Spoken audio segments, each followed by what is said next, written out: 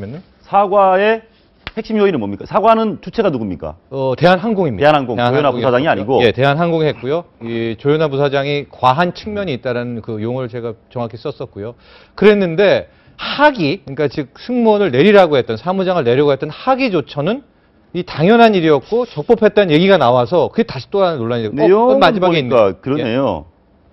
조현아 부사장. 승객들한테는 미안한데 네. 이건 하긴 아닌 것 같습니다. 뭐 임원으로서 기내식 이런 문제 제기와 지적은 당연하다.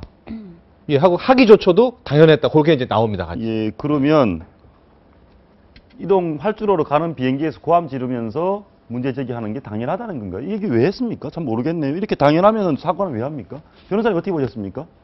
일단 기본적으로 이 조현아 부사장이 기내식과 기내 서비스를 담당하는 분이라는 것으로 알려져 있는데, 그렇다면 그 부분이 잘못됐다면 지적하는 거는 어쩌면 맞을 수 있습니다. 하지만 저기서 문제는 지적하는 방법이겠죠. 저 상황에서 지적을 하고 이미 활주로까지 나갔다. 물론 대한항공 측에서 활주로까지 나가진 않았다고 하고 있지만 사실관계는 모르겠지만 이미 움직인 비행기를 다시 돌려서 들어오고 승객에게 불편을 주는 방법으로 하면 안 되는 거지 않습니까? 예. 그 부분은. 그렇기 때문에 지금 국토부가 항공법이나 항공안전법에 따라서 지금 조사를 하겠다라는 것이고요. 예. 그런데 거기에 대해서 지금 제대로 된 사과, 일단 주체가 대한항공인 것도 문제가 있지만 사과를 하면서 일단 이 부분에 대해서는 점검의 의무가 있기 때문에 당연한 일이다라고 하는 것은 이것은 사과가 아니라 어떻게 보면 해명이라고 볼 수밖에 변명이든 없겠죠. 해명이든. 그렇기 때문에 예. 이런 사과는 굉장히 불합리하거나 아니면 좀 좋지 않은 사과라고 보이고요. 또 잠깐 지적하셨듯이 사과의 주체가 왜 대한항공이 돼야 되느냐.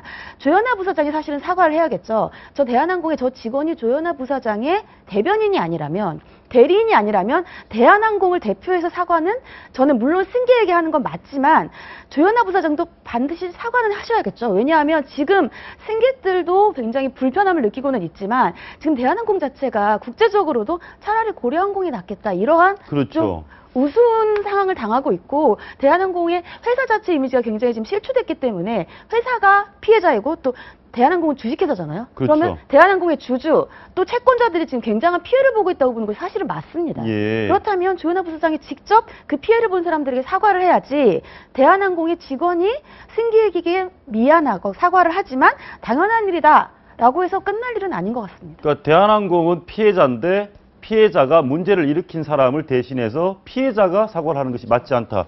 그런 말씀인데 이창희 국토부 항공보안과장 얘기입니다. 조사를 하고 있다. 관련 조치를 취하겠다. 변호사님 그건 어떻습니까? 저 비행기 탔던 일반석에 탔던 분들이 대한항공 또는 조현아 부사장에게 손해배상 해라. 나 늦었다. 이렇게 할 수 있습니까? 당연히 할 수 있죠. 왜냐하면 여러분들이 많이 보셨을 거예요. 시청자분들께서도 예를 들면 항공기가 제 시간에 떠야 되는데 제 시간에 뜨지 못했다. 그래서 공항에서 기다리고 있던 분들에 대해서는 뭐 그 항공사에서 자발적으로 손해배상을 해주거나 이런 경우들도 있습니다. 그런데 예를 들어서 이번 사건 같은 경우가 뭐 태풍이라든지 천재지변으로 다시 돌아온 것도 아니고 아니면 원래 항공안전관리법에 따라서 기내 안전을 다시 점검해야 되거나 아니면 제대로 된 뭐 짐이 잘못 실렸다거나 이러한 이유도 아니고 단순히 조현아 부사장이 서비스가 잘못됐다라고 해서 거기에 대해서 회항할 수 없는 이유로 다시 돌아왔단 말이죠. 그렇다면 11분, 아무리 뭐 11분이 무슨 차이냐라고 하지만 지연된 건 맞고요. 그 안에서 어떠한 그런 안전 방송이라든지 그렇죠. 무슨 이유로 회항을 한다는 방송도 없이 다시 돌아가고 있다면 당연히 거기에 있던 승객들은 불안감을 느낄 수밖에 그렇죠. 없거든요.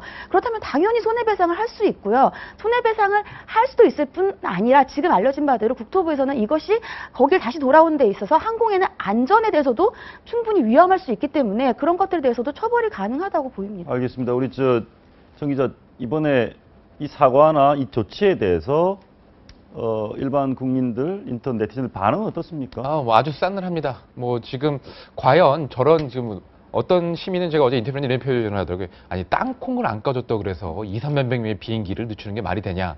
그 국민들의 대처 시간이 이렇고요. 중요한 부분은 이겁니다. 이제 물론 이런 조치를 다 떠나서 제일 중요한 부분은 조현아 부사장이 감정적으로 내리게 한 사람이 이 승객들을 안전을 책임질 수 있는 승무원의 최고참 사무장이었다는 겁니다. 예. 그 스튜디오스들을 그리고 전직 항공 전문가들 제가 많이 인터뷰를 해봤는데 이 점에서 가장 크게 분노를 하는 겁니다.